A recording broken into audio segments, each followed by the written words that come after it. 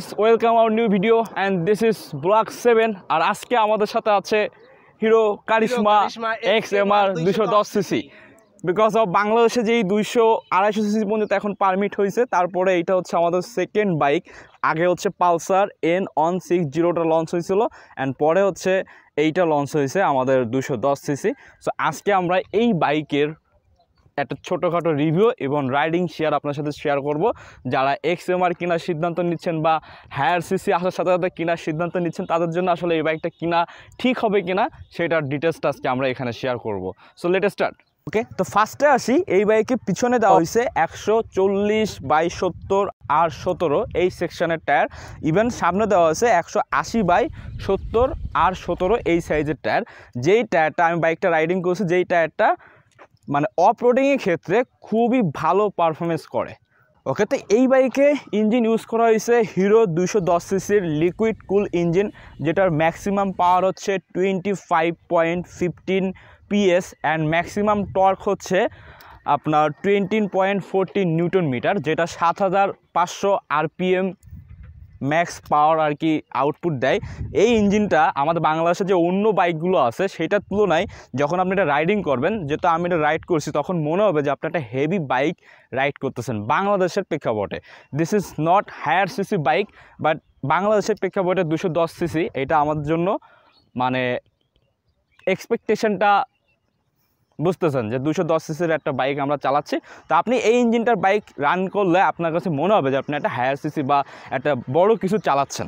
Hero Karizma XMR এই বাইকের breaking সিস্টেমে আসি।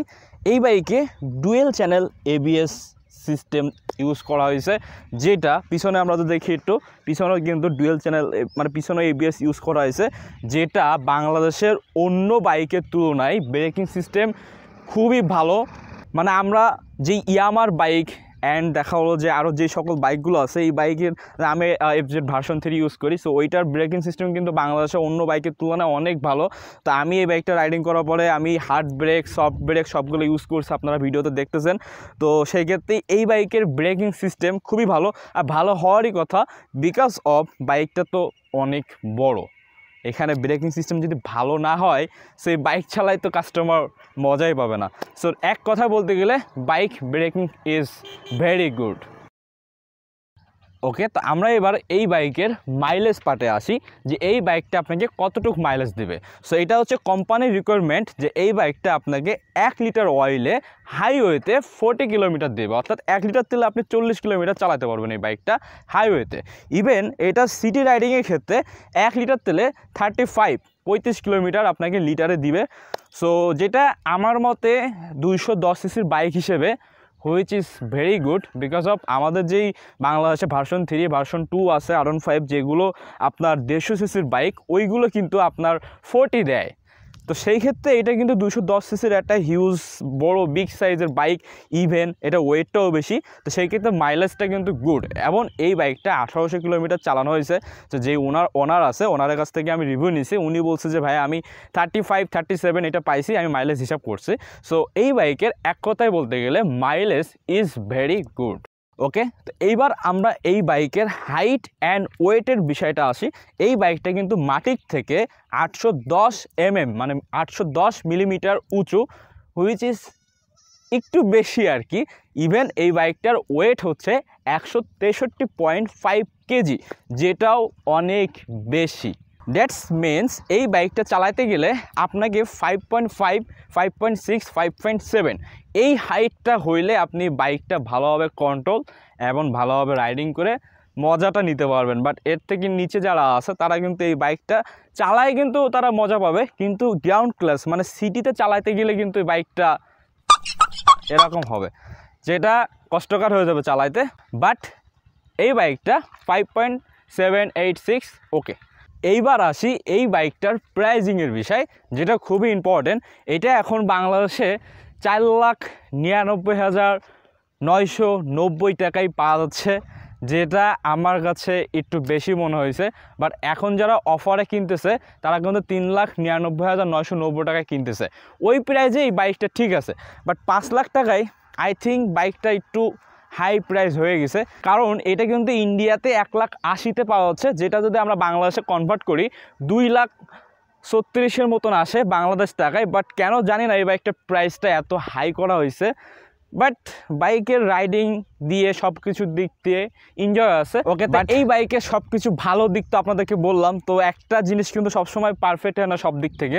সো এই বাইকে কিছু খারাপ জিনিস আছে, আমার কাছে খারাপ লাগছে, মানে উইয়ার্ড লাগছে, যেটা যে এইটার দুইটা আয়না, এইটা নট অ্যাডজাস্টেবল, এইটা কিন্তু নড়ে না, এটা কিন্তু আপনাকে স্ক্রু দিয়ে আপনি বন্ধ করতে হলে বন্ধ করতে হবে। বাট R15 CBR এইগুলোতে কিন্তু অটোমেটিক বন্ধ করা যায়, এইটা একটা মারাত্মক লেভেলে বাজে একটা দিক। আর ইভেন এই ভাইজারটা আবার মানে উঠানামা করা যায়, সুইচ চাপে কিন্তু উঠানামা করা যায়। সো যার কারণে এই ভাইজারটা কিন্তু নড়ে, এটা কিন্তু চালানোর সময় দেখতে খুবই উইয়ার্ড লাগে। এছাড়া বাইকটার গ্রাউন্ড ক্লেসটা যদি আর একটু অ্যাডজাস্টেবল করা হতো, তাহলে সব শ্রেণীর মানুষ, সব হাইটের মানুষ কিন্তু এটা চালাইতে পারতো। এই জিনিসগুলো খুবই খারাপ লাগছে। সো এখন আমরা একটু রাইডিং করে আপনাদেরকে শেয়ার করবো যে আসলে বাইক চালানোর এক্সপিরিয়েন্সটা কেমন। সো বাইক স্টার্ট দিলাম। এখন ফার্স্ট অফ অল আসলে রাইডিংয়ের ক্ষেত্রে সবচেয়ে মেইন ঝামেলা যেটা, যে হাইটটা যদি আপনার একটু ভালো না হয়, সেক্ষেত্রে এটা নিয়ে আপনি একটু প্যারা ভোগ করতে পারেন। 2 নম্বর গিয়ারে চলতেছে, বাট গিয়ার শিফটিং কিন্তু ভালো। বাইকে কিন্তু সিটিং পজিশনটা বলি, দিস ইজ সিটিং পজিশন কিন্তু খুবই সুন্দর, মানে CBR-এরটা কিন্তু বেশি সামনে উপরে উঠানো থাকে, আবার হচ্ছে যে আমাদের R15 যেটা হয় যে বেশি কাইট হতে হয়, বাট এইটা কিন্তু তার মাঝামাঝি। দিস ইজ হুইচ ইজ আমি মনে করি হুইচ ইজ ভেরি গুড। আজকে সকালে অফিস বাদ দিয়ে আমরা ভিডিও বানাচ্ছি। This is very fun. তো আবার টায়ারটা বড় হওয়ার কারণে কিন্তু মানে রোডের যে শেকি ভাবটা আছে, এটা কিন্তু আমি পাচ্ছি না। এইটা কিন্তু একটা খুবই বড় বিষয়, যে মানে রোডের শেক জিনিসটা পাওয়া যাচ্ছে না, which is very good. Okay, so I think আপনারা ব্লগটা এনজয় করছেন। ইভেন এখন এই বাইকটাকে আমরা বিদায় দিয়ে দেবো। সো অনেকক্ষণ আমাদের সাথে ছিল। আর মেইন কথা, এটা চালানোর পরে আমি যেটা বুঝলাম যে এটা কিন্তু R15 আর CBR এই বাইকটার মাঝামাঝি যে সিটিং পজিশন, সেই পজিশনটা নিয়েই এই বাইকটা মেবি তৈরি করা হয়েছে, বা ওইরকম প্ল্যান করা হয়েছে যাতে 2 সেক্টরের মানুষই এই বাইকটা চয়েস করে। সো আই থিঙ্ক যারা এটা চালাবে, এটা প্রাইসটা হাই হইলেও মানে সিটিং পজিশন দিক থেকে বাইকটা জোস। ইভেন এক কথায় বলতে গেলে বাইক খুবই স্মুথ। অ্যান্ড এখন এটাকে বিদায় দিয়ে দেবো। সো ব্লগটা যদি এনজয় করেন, আপনারা ব্লগটা লাইক, শেয়ার, কমেন্ট করে দেবেন। আর ইভেন ইউটিউব চ্যানেল থেকে দেখলে এটা সাবস্ক্রাইব করে দেবেন। সো বন্ধু, তোমার কেমন লাগতেছে? বন্ধু চেহারা কিন্তু শুকাই গেছে একেবারে, মানে ও ভিডিও করতে, ও তো এতক্ষণ ধরে সব কিছু কন্ট্রোল করতেছিল। সো ওর কষ্ট হয়ে গেছে অনেক। সো এখন আমি বাইকটাকে বিদায় দিয়ে দেবো। আর অয়ন ভাইকেও অনেক ধন্যবাদ যে আমাদেরকে এত সময় দিয়ে তার বাইকটাকে দিয়ে আমরা এত সুন্দর রিভিউ তৈরি করলাম। সো অয়ন ভাইকে অনেক ধন্যবাদ। উনি আবার ক্যামেরার সামনে আসে না, যার কারণে উনি একটু বাইরে আছে। দেখ, সবাই ব্লগটা ভালো লাগলে লাইক, শেয়ার, কমেন্ট করে দেবেন। সবাই ভালো থাকবেন। আল্লাহ হাফেজ।